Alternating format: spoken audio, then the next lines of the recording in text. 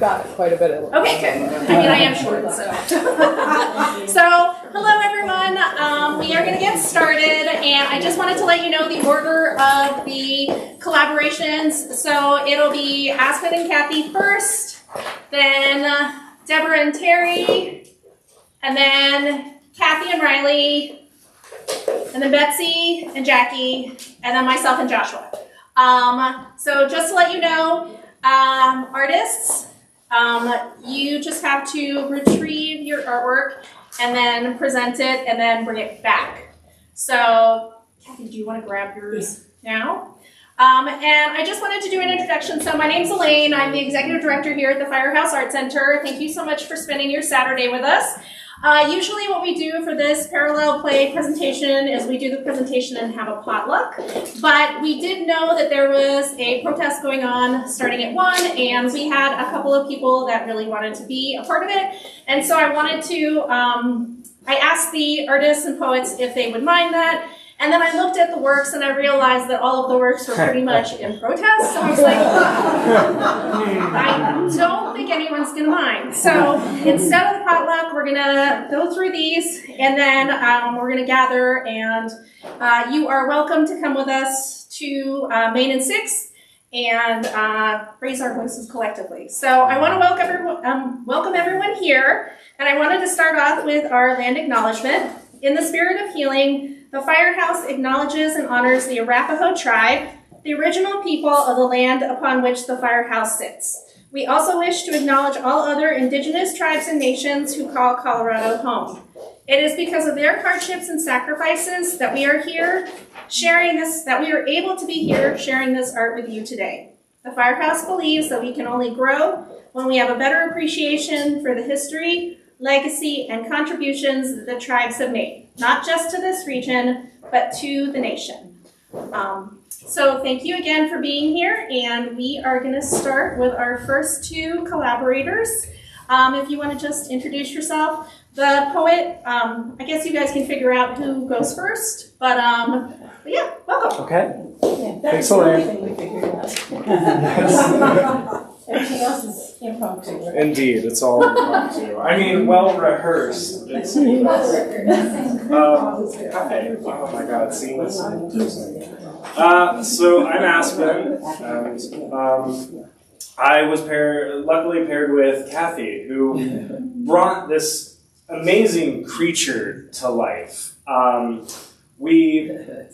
We kind of met immediately, realizing that time was maybe a little short this time around to get a collaboration together. And we came together over coffee and sat down and like immediately had this kind of rapport and started talking about what we wanted from the work and heartbreak and whimsy. And I think the original idea, you see this big heavy block here. There's kind of this like weight, and I was really fixated on like, oh, this is the grief and turmoil and the headlines and all the bad stuff we're going through, and the bird's going to be flying above it and everything. And I think as we both progressed, we realized we don't need to fixate on that. There are certain things that just don't belong in the art right now, and more joy is where we took from it. Anything to add? It was so much fun. That's the main thing. And yeah, plan A was I was going to get newspaper articles and headlines and collage this block with that. So it would be there. And then I got to that point and I thought, I can't put his name on my work. It just can't be there. We'll let the heaviness of the block illustrate that quietly and instead put bits of Aspen's poem on it, which I love every word of. So I couldn't possibly put the whole poem on here, it wouldn't fit. Particularly because I have this obsession with hand stamping things. Oh, yeah. And I wanted it to be big enough to be read from a distance. I've made a number of birdies before, but never one that's anything like this. Because it needed to be flying. As we talked, Aspen said we got together and kicked around ideas, and interestingly enough, we both kind of evolved in the same way as we started working. So anyway, she needed to be flying. Flying, I've not tried to make a flying bird before, so found a way to, there's wire under her wings and various things that are different than what I've done before. So it was a real challenge, it was a real stretch. And that's one of the things I love about this whole parallel play thing, is that it always, you're right, Betsy. It's a challenge, it makes me stretch, and I really appreciate that. I love every word of what he's about to read. And that was a huge part of it, is just the stretching the wings and being able to kind of evolve and adapt our styles, and that we both simultaneously reached this conclusion that, no, this is going to be more positive. Like, we need something uplifting. And it was really an honor to see this come to life, and how we both kind of somehow immediately came to Magpie. You said magpie in some context, and I said, oh, I make birds too. Excellent. And you're going, oh. Birds, you said, yes. So it's just kind of zing, zing, zing, and I said, I really like magpies, and then he knows a whole lot about magpies. He's a magpie encyclopedia. So I learned a lot of things about magpies in the process too, which was great. Excellent. Yeah, this is my second time doing this, and somehow it's been bird themed both times. So maybe I'm just bird brained. But yeah, without further ado, here's the poem to go with this lovely piece of work. Sometimes the weight of life is enough to break your heart open, but fear not. For from its beating erupt blue wings, and suddenly you're flying over everything, and every tear shed is transmuted into starlight and whimsy, and you finally learn to stretch your wings and cackle at every heartbreak you now wear proudly, and every time the world looks a little darker, remember, inside your heart cage is a trickster, a clever bird of blue and white, blackness and starlight, and every magpie loves to gossip, to show you shamans, to take you to a higher plane. This existence is full of false deaths. Remember spirit, remember dreaming, remember colors aren't always what they appear to be. Remember your beak is sharp and shining. Remember to leave the weight behind. Remember, you have the tools to stitch your heart back together. Remember, magpies do not migrate. They face the wind of winter with raucous laughter.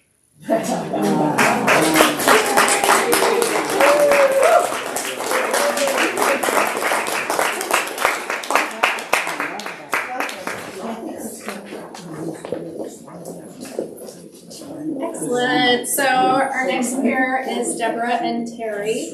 She's grabbing her. Yeah. They will.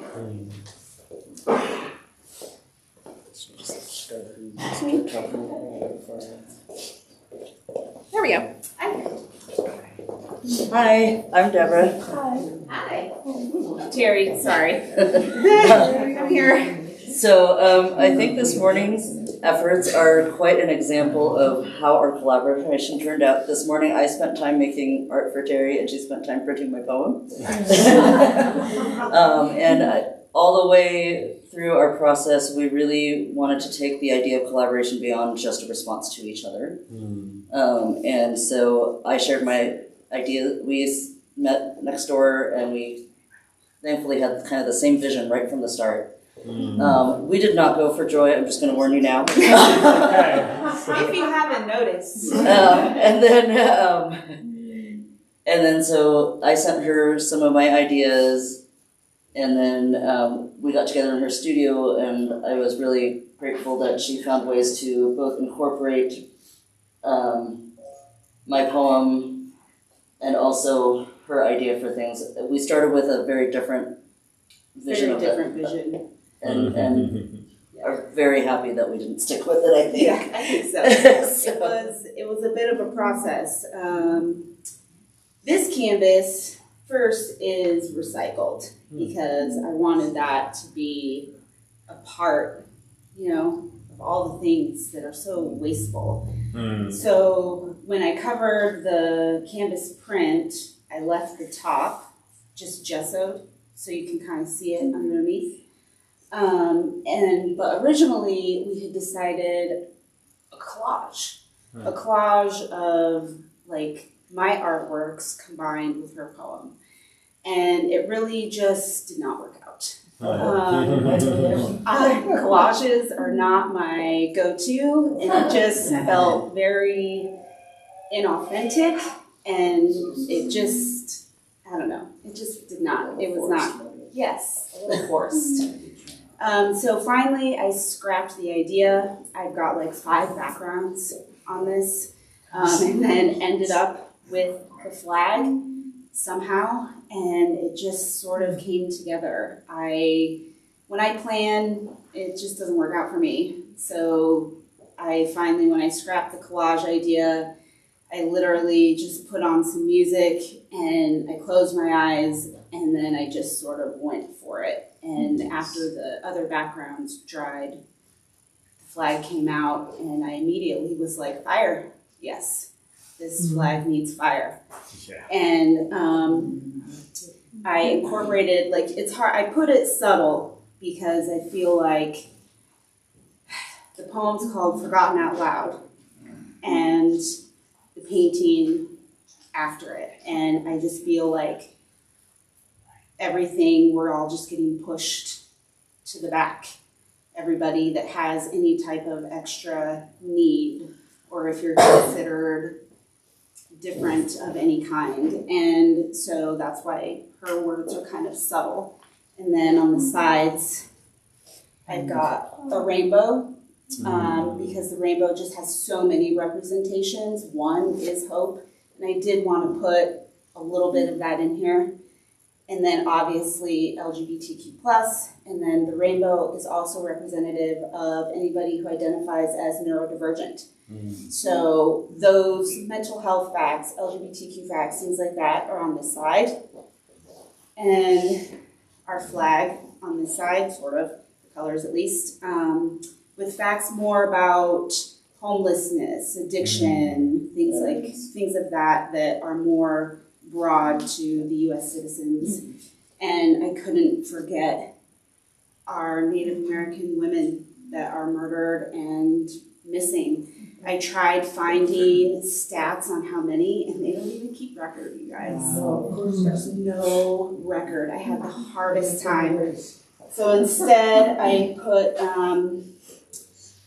that murder is the 3rd leading cause of death for Indigenous women in 2023.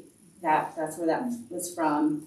And 5,800 females were reported missing that same year, and 74% were children.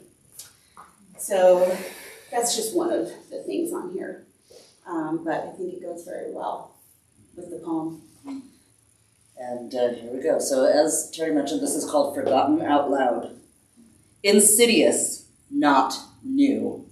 Just the same, an excuse. Step 1, justification. Introducing the Patriot Act. Pummeling civil liberties as everyone cheers are returned to the most dangerous question. Who is a patriot, tried and true? Who belongs? Is it you, or is it not you? They shout, enemy within! From McCarthy to Gitmo to El Salvador. Snakes barely buried, their nests never far enough below ground. Money speaks, the latest, loudest puppet of the purse strings, with hatred at the helm. Lapdogs, role-playing hounds, chasing us down.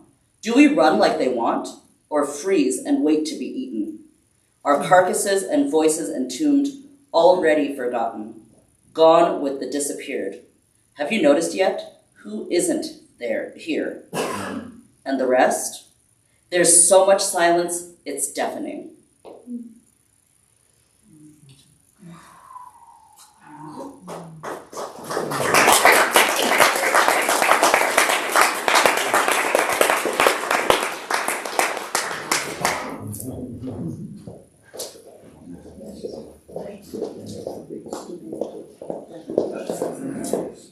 And our next pair is Riley Ann and Kathy. And Kathy is going to be presenting for both of them because Riley is at Voco MX. But they're musicians, so they're playing today. So they're not here. They're playing all weekend. Yeah. Cool. Okay, Riley and I met each other about 3 weeks ago when we figured out who we were paired with. And immediately we were kindred spirits. I'm a former teacher, she's a teacher. We talked about a lot about that. We also talked about women's issues. That's what we wanted to focus on.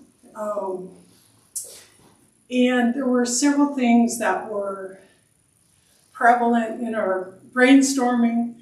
We brainstormed a couple of different times. And we talked about how through the ages, women have had to go through a lot just to be considered members of society.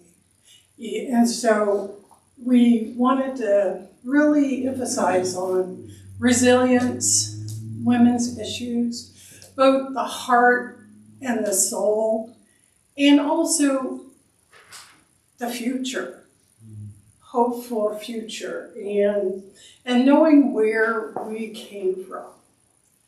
So,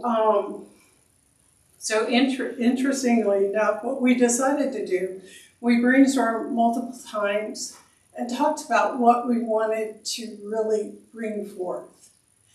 And then we both decided separately to work on our pieces from our brainstorms.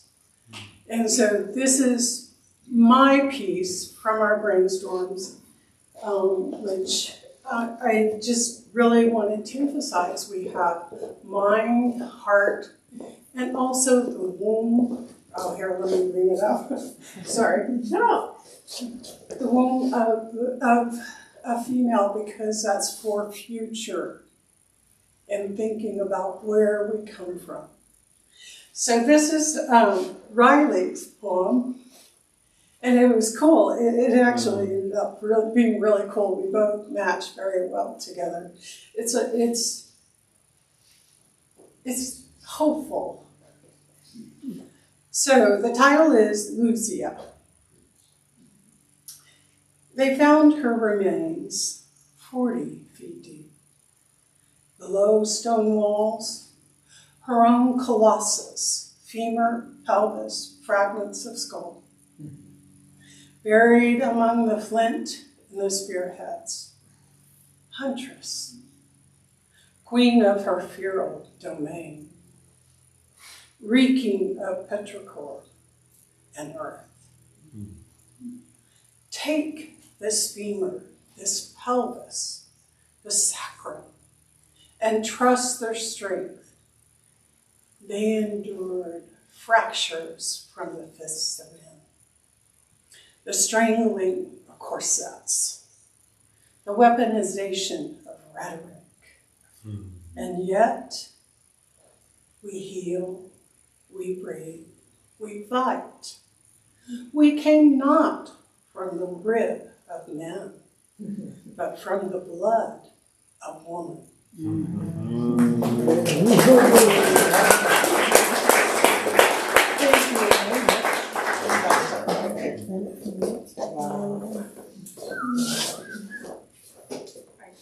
And our next pair is Betsy and Jackie.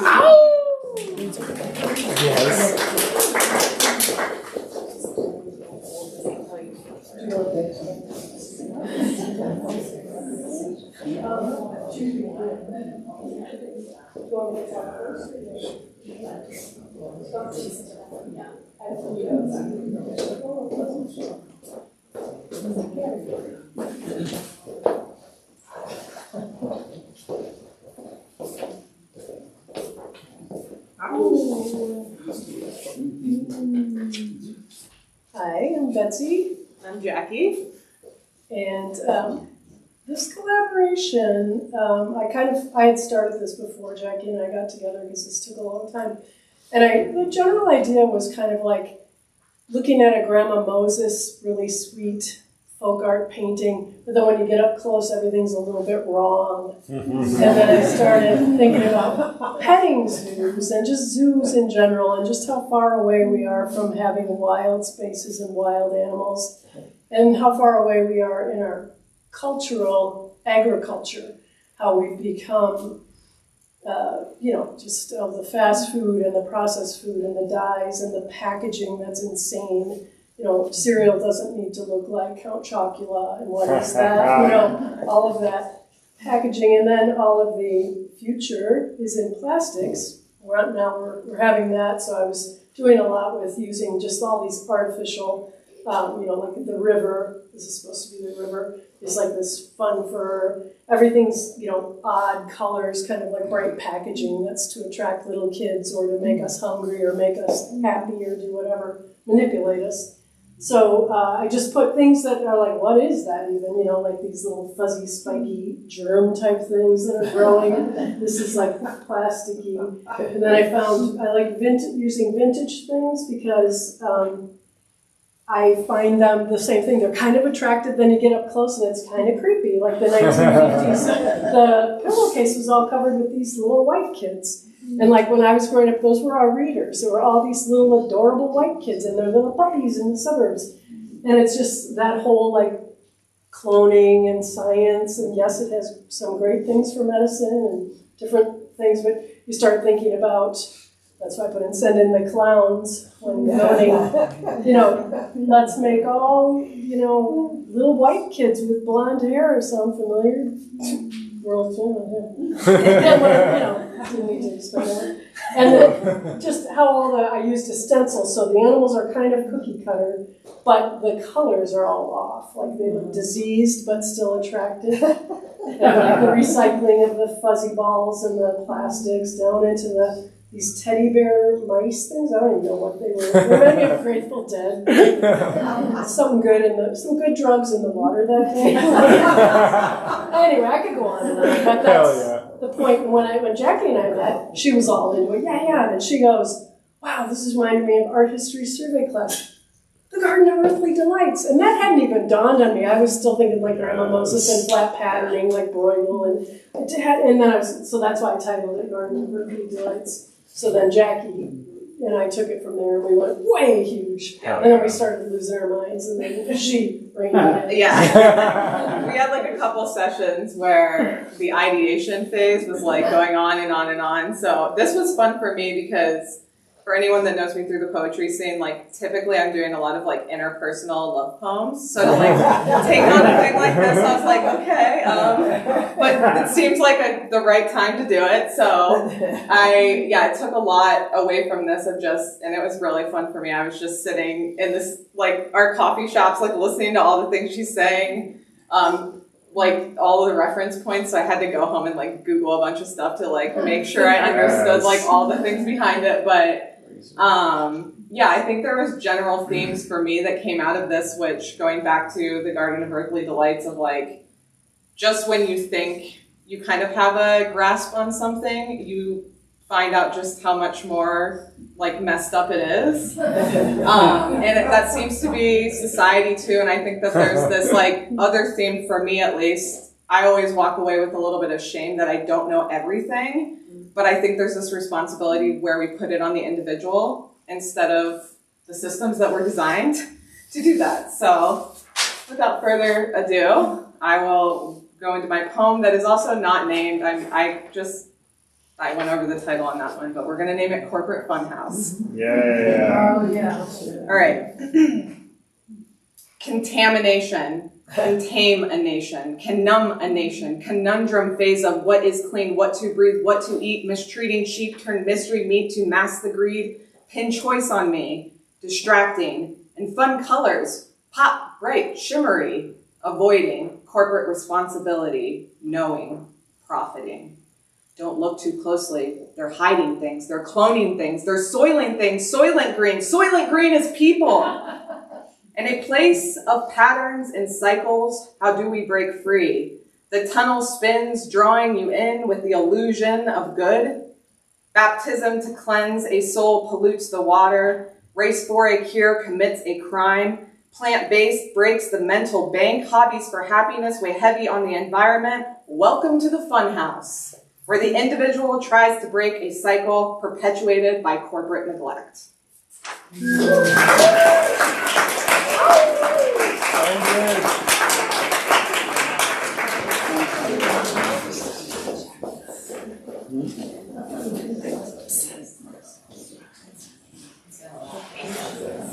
Oh my God, so good. Look at you branching out from self and love.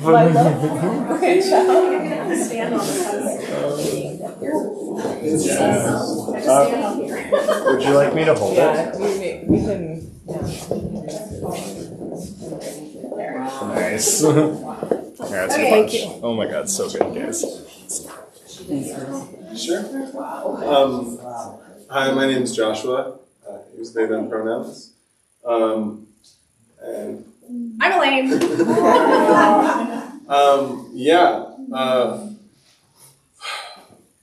when I learned that there's still like space for people to do this, I was really excited because I thought I had like completely missed the deadline.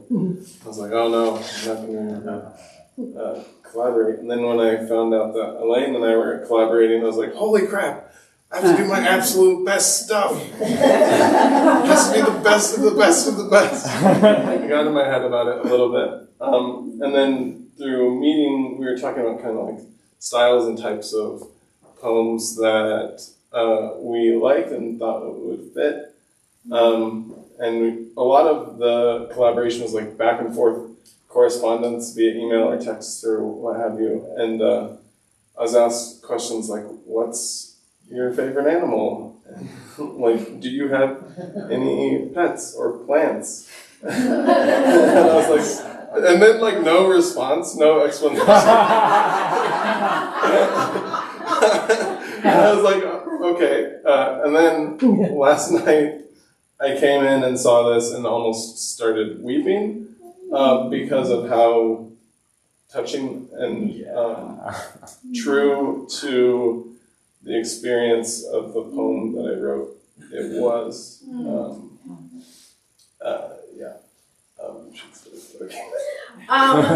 So whenever we do this collaboration, I never put myself on a list initially, and I always, so what happens is like sometimes people drop out or another person adds, and so I'm always like off in the wings hoping that somebody will drop or add. Whatever happens, because I love doing this collaboration, but I always want to give other people a chance first. So I was really actually very excited when I was like, so I get to pair people. So I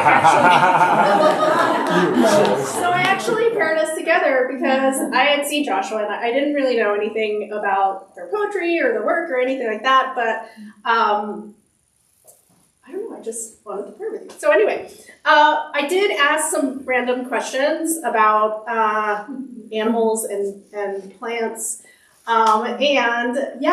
So I asked Joshua what your spirit animals were, and they came up with 3, like a very specific answer, because people usually are like, oh, I don't know, or, but then they said for land, it was elk, for air, it was snow owl, specifically snow owl, and then for water, it's bottlenose dolphin, and so I actually did work them into the pieces.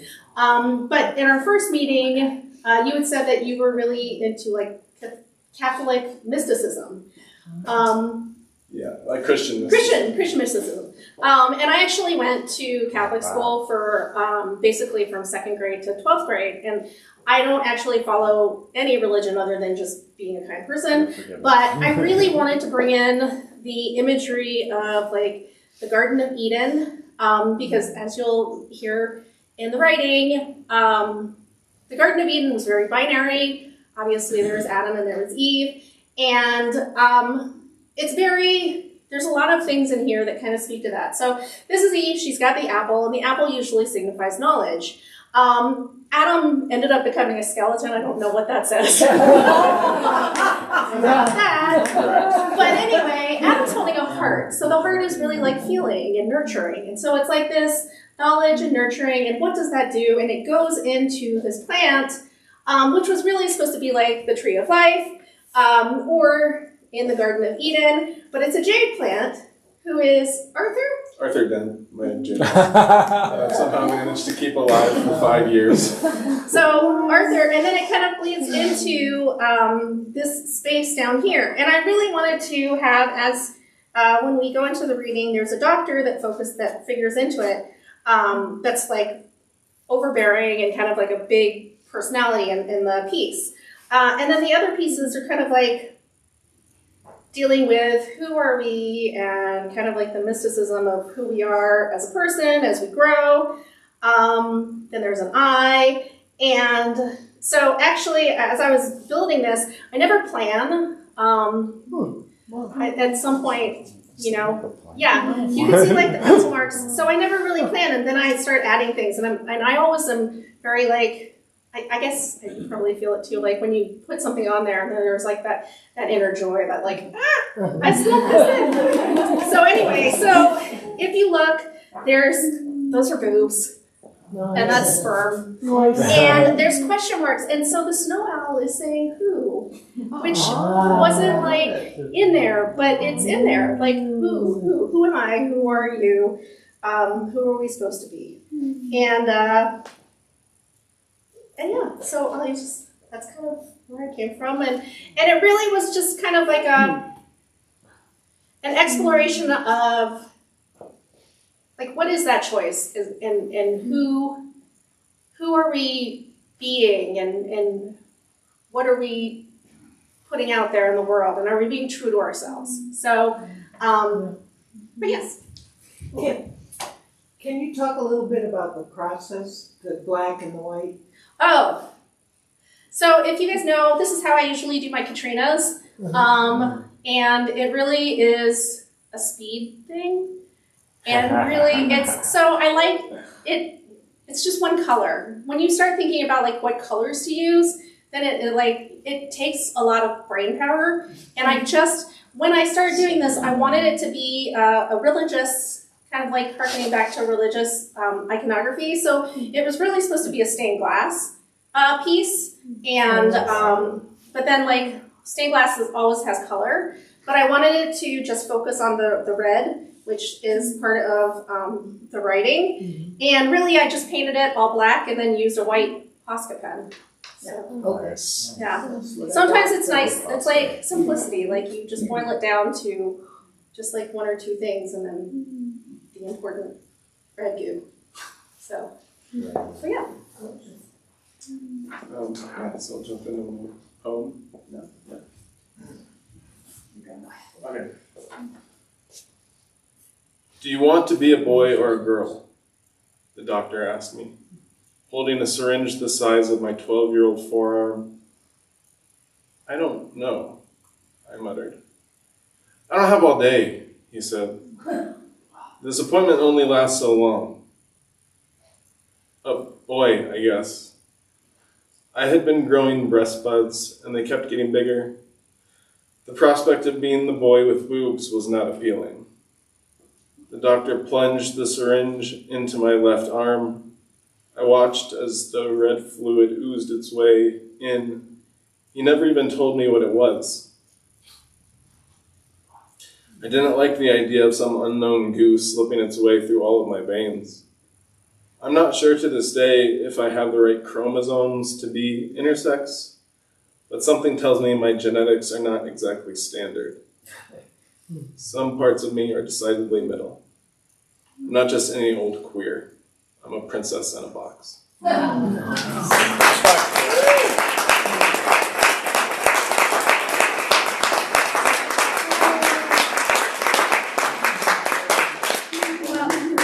think that is pretty much it for the presentation. If anyone has any questions to ask the artists or the writers, or anything about the collaboration, feel free to do so now. We are going to grab our signs if you have signs, and then we're going to head to 6th and Main. But thank you so much for being here, and raise your hand if you have any questions. Would you take one? I know you're trying to get out, but I'm really, thank you everyone, first of all. And secondly, I'm really interested in what we were hearing about your collaborations and do you think what are the commonalities, maybe there don't need to be, in how there were certainly differences. Are there commonalities in how you collaborate that in a way that was fulfilling to you and to the art? Well, so we've done this 4 years now, and I really feel like there's a lot of fate that decides who the pairs are. Like I said that I pair people, but I feel like so many times when we've done this presentation, the people will come up and be like, like my poet partner, my partner was like my soulmate, like we came together, we made something that really flowed from both of us. Obviously that's not every situation, there were other situations where it didn't work out. But most of the time everyone ended up being like, yeah, there was like a synchronicity that just happened, and even if it was something where one person made something and then the other person just reacted and there was no touching base, when they came together and saw the final pieces, there was that, oh my gosh, I can't believe that, you heard what I was saying. I think there's a lot of being seen in this collaboration that is really special. So, But yeah, and also a lot of people do it differently. Like sometimes the writer writes something and then the artist makes something, or the artist has something that's already made and the writer responds to it. So there's no real rules. It just kind of is how you end up partnering together. Because did you write this after we met? Was it something that you wrote? So there was that one poem that you liked. Yeah. And so then I came with 4 poems. 2 of them I had written for this, and this one was a pre-existing piece. Cool. Yeah, so I mean, it just kind of works differently for everyone else, but it all seems to mesh. I think there's a healthy dose of magic. Yeah. Yeah, and nobody cried this. Sometimes there's like it gets very emotional. Like, and also whenever people get up here and it is like a good experience, like I don't know, I almost feel like a proud mommy, which is like a weird feeling to have, but yeah. But thank you. Thank you.